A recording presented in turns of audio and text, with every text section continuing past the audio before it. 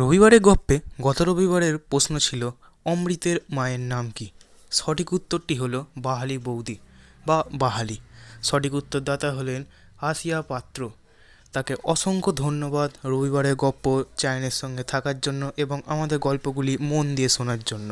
শুনতে থাকুন আজকের গপ্প।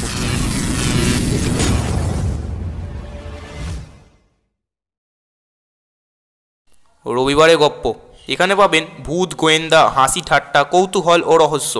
আজকের গপ্প পবন পাত্রের লেখা সমর স্যারের বিপদ, ভূত স্পেশাল। গল্পটি মন দিয়ে শুনুন। গল্পের শেষে থাকবে একটি অতি সহজ প্রশ্ন। সঠিক উত্তরদাতাকে আমরা পরের গল্পে শাউট আউট দেব। বিশেষ দ্রষ্টব্য, গল্পের সমস্ত চরিত্রই কাল্পনিক।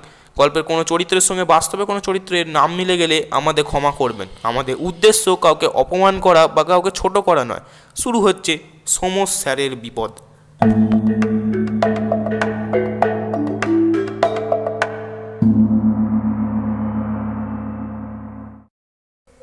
ইন্টারভিউয়ের ঠিক 4 দিনের মাথায় চিঠিটা পায় সমর। চিঠিটা সারসংক্ষেপ এই যে খাগড়াঘাট উচ্চ বিদ্যালয়ের অঙ্কের স্যার রূপে সমরকে নিয়োগ করা হচ্ছে। মাইনে 1000 টাকা। চাকরি জয়েনের ডেট 8ই জানুয়ারি 1985। 23 বৎসর বয়সেই চাকরিটা পেয়ে গেল সমর। ও, তাকে তো এবার আর সমর বলা যায় না, বলতে হবে সমর স্যার। বাড়িতে আনন্দের শেষ নেই।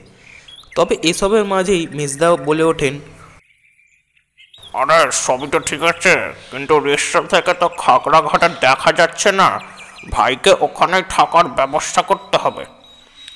ব্যবস্থা কিছু না কিছু ঠিক হয়েই যাবে। এই ভেবে প্রয়োজনীয় জিনিস গুছিয়ে 5 তারিখ বিকালে সমর একেবারে তৈরি। যাওয়ার সময় সে একবার তাদের বাড়ির পুরোহিত ভাদুড়ি মশাইকে খবরটা দিতে গেল। সব শুনে ভাদুড়ি মশাই বললেন, তা বাবা, তুমি চাকরি পেয়েছো, এটা তো খুব খুশির খবর, কিন্তু 2 দিন পর গেলে হতো না? অমাবস্যার যোগটা তাহলে কেটে যেত। পরশুর পর দিনই তো ডিউটি জয়েন, তাই একদিন আগে যেতে চাই। তাছাড়া ওখানে গিয়ে একটা মাথা গোঁজবার ঠাঁই খুঁজতে হবে তো। আচ্ছা বেশ বাবা, তাহলে সাবধানে থেকো। পরদিন ভোর 5:30টায় সমর রিজরা থেকে রওনা হয়ে প্রথমে গেল শেওড়াফুলি। তারপর চড়ে বসলো গণদেবতা এক্সপ্রেসে। চটপট একটা সিটে বসে সিটের পাশে জানলাটা এঁটে গায়ে চাদর মুড়ি দিয়েতেই সে ঘুমিয়ে পড়ল। এই হাড় কাঁপানো শীতে এই আরাম। সমরের যখন ঘুম ভাঙলো তখন ট্রেন রামপুরহাট জংশন ছেড়ে দিয়েছে। পাশের যাত্রী তাকে ঠেলা দিল। আরে দাদা উঠুন না। বছর কুড়ির এক ছোকরা। সমরকে সে ঠেলা দিতে লাগলো। বোলপুরে উঠে থেকে দেখছি ঘুমাচ্ছেন, তা কোথায় নামবেন? আজিমগঞ্জ, তারপর ওখান থেকে খাগড়াঘাট যাব। ও, আপনিও তাহলে আমারই পথের পথিক। আমি দাদা নতুন চাকরি পেয়েছি খাগড়াঘাটে হাই স্কুলে। নাম সুমন ব্যানার্জি, আমি ইতিহাসের স্যার। ভাই, আমিও তো অঙ্কের মাস্টার হিসেবে খাগড়াঘাট হাই স্কুলে আজ জয়েন করছি। কি, তাহলে তো ভালোই হলো, একটা সঙ্গী পাওয়া গেল। দুজনেই এরপর খাগড়াঘাট গেল। স্কুল থেকে কিছুটা দূরে একটা সরাইখানায় তারা আশ্রয় নিল। 2 দিন পর তারা একই সঙ্গে স্কুলে গেল। হেডমাস্টার সুশীল কুমার সাহা বাইরে থেকে করা হলেও আসলে তিনি খুবই ভালো মানুষ। তিনি স্কুলের অন্যান্য টিচার ও ছাত্রদের সঙ্গে সমর ও সুমনের পরিচয় করিয়ে দিলেন। স্কুলের প্রথম দিনটা ভালোই কাটলো। ঠিক হলো সমর ও সুমন হেড স্যারের বাড়িতে গিয়ে উঠবে। এরপর তারা হেডমাস্টারের সঙ্গে স্কুলে আসতো ও স্কুল ছুটির পর তারা দুজনে বাড়ি খুঁজে বেড়াতো।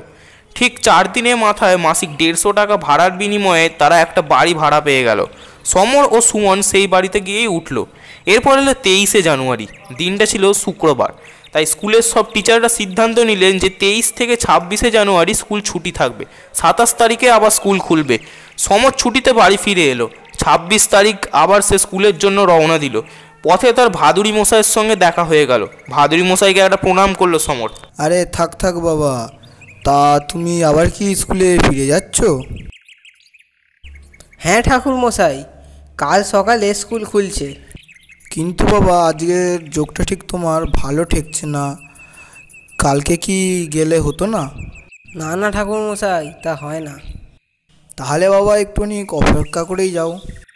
এরপর ঠাকুরমশাই বাড়ি ভিতরে গেলেন এবং মিনিট 10-এর মধ্যেই বাইরে চলে এলেন। এটা একটা মন্ত্রভূত মাদুলি। যদি কোনো ভয়ের কারণ উপস্থিত হয় তাহলে এই মাদুলি তোমায় রক্ষা করবে এবং আরও ভয় পেলে তুমি তারক ব্রহ্ম নাম জপ করবে।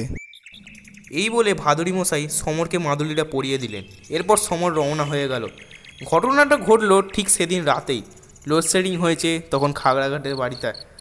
সমরের পাশে অঘরে ঘুমাচ্ছেন সুমন স্যার। ঘুম চোখে সমর দেখলো যেন তার পায়ের কাছে কেউ বসে আছে। সব ঘুম উড়ে গেল সমরের। একটা কঙ্কালসার লোক, এটা একটা বয়স্ক বৃদ্ধ। এই শীতেও ভয়ে সমর যেন ঘেমে নিয়ে স্নান করে গেল। কিন্তু হঠাৎ তার ভাদুড়ি মশাইয়ের দেওয়া মাদুরিটার কথা মনে পড়ল। এর জন্য সমরে কিছু হবে না, কিন্তু তাও সে ভয় পেতে লাগলো। একটু পরে সে তারক ব্রহ্ম নাম জপ করতে লাগলো চোখ বুজে। মিনিট পাঁচেক পর চোখ খুলতেই সমর দেখলো বৃদ্ধটি আর নেই। সে ঘুম থেকে জেগে উঠে একটু জল খেয়ে হাঁপ ছাড়লো। এরপর সে ঘুমন্ত সুমন স্যারকে ডাকতে লাগলো। সুমন, সুমন, ও সুমন, ওঠো। কি হলো, ভোর হয়ে গেল না কি? এরপর সমর সুমনকে সব কথা খুলে বলল। শুনে সুমন রীতিমতো ভয় পেয়ে গেল। পরের দিন হেডমাস্টারকে এই কথা বলায় তিনি বললেন, আমি তোমাদের গুরুজন, তোমাদের ভালোর জন্যই বলছে। তোমরা আজই ওই বাড়ি ছেড়ে আমার বাড়িতে এসে ওঠো। হেডমাস্টারের কথা মতোই কাজ হলো। কিছুদিন পর সরস্বতী পুজোয় বাড়ি ফিরে এসে ভাদুড়ি মশাইকে সব কথা বললেন সমস্যার। ভাদুড়ি মশাই সব কথা শুনে বললেন, মাসখানেক আগে তুমি বাড়ি ফেরার সময় কবরস্থানে থুতু ফেলে দিয়েছিলে ভুল করে। যে কবরের ওপর থুতু ফেলেছিলে সেই কবরের আত্মাই তোমার পেছনে পিছু নিয়েছে। তাহলে এখন কি হবে ঠাকুর মশাই? উহার বাবা কিন্তু তোমায় একবারই দেখা দেবে। তা কবে দেখা দেবে সেটা ঠিক বলতে পারছি না। তবে বাবা, আমি যে তোমায় মাদুলিটা দিয়েছিলাম সেটার জন্য তোমাকে আপাতত ছুতে পারবে না। তবে সে বাবা তোমায় মারবার চেষ্টা করবেই একবার। তা এখানে থাকলে বাবা তোমার কোনো ক্ষতি হবে না। যা হবে তোমার খাগড়াঘাটেই হবে। তা বাবা তুমি খুব সাবধানে থেকো। কিন্তু ঠাকুর মশাই, আমার বন্ধুটিও তো ভূতটাকে দেখতে পায় না। তা তার নাম কি বাবা? সুমন ব্যানার্জি। সে খাঁটি ব্রাহ্মণ তাই। এরপর আরও 2 মাস কেটে গেল। স্কুলে পরীক্ষা শুরু হবে। পরীক্ষার আগের দিন রাতে একদিন স্কুলে কিছু কাজ হচ্ছিল, পরীক্ষা সংক্রান্ত কাজ। কাজ করার সময় হঠাৎই সমরের চোখটা গেল স্কুলের পিছনের ঝোপঝাড়টার দিকে। একজন বৃদ্ধ সে সমরকে ডাকছে। একটু সাহায্য করবে বাবা? সমর মনে মনে ভাবলো, এই বৃদ্ধ তো সেই দিন রাতে দেখা বৃদ্ধ নয়। হয়তো এর সত্যি সাহায্য দরকার। হ্যাঁ যাই, আসছি আসছি। সমর বুঝতে পারলো না যে আসলে এই বৃদ্ধই সেই আত্মা যে শুধুমাত্র তার রূপ বদল করে এসেছে। এরপর সমর যেন একটা ঘোরে চলে গেল। সে অগ্রসর হচ্ছিল বৃদ্ধটির দিকে। বৃদ্ধটি দাঁড়িয়েছিল স্কুলের পুরনো ভাঙা কুয়োর ওপারে। রাতের অন্ধকারে ঝোপঝাড়ের জন্য সমর কুয়োটাকে দেখতে পাচ্ছিল না। এখানে পড়লেই মৃত্যু। এখানে এসো, এসো, এখানে এসো, আমার সাহায্য করো তোমার প্রাণটা দিয়ে।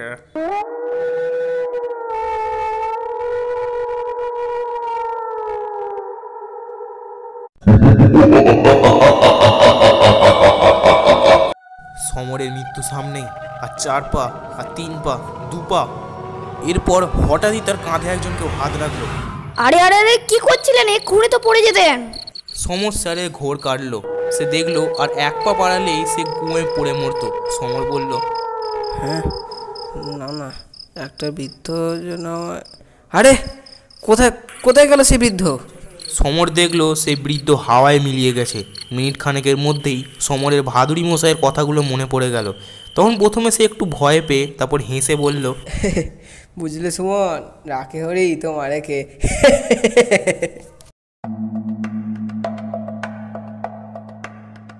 শুনলেন পবন পাত্রের লেখা সমর স্যারের বিপদ। গল্প পাঠে সূত্রধার বৃদ্ধ ও হেডমাস্টারের চরিত্রে পবন, সমর স্যার অর্ণব, ভাদুড়ি মশাই সূর্য, সুমন স্যার সৌনক। শব্দগ্রহণ, এডিটিং ও স্পেশাল এফেক্টস পবন। আজকের প্রশ্ন, ভাদুড়ি মশাই গল্পে কতবার বাবা শব্দ এটি উচ্চারণ করেছেন? সঠিক উত্তরটা লিখে জানান কমেন্টে। সর্বপ্রথম সঠিক উত্তরদাতাকে আমরা পরের ভিডিওতে শাউট আউট দিতে চলেছি। আবারও ফিরবো একটি নতুন গল্প নিয়ে আমরা রবিবারের গপ্প। ততদিনের জন্য গুড বাই।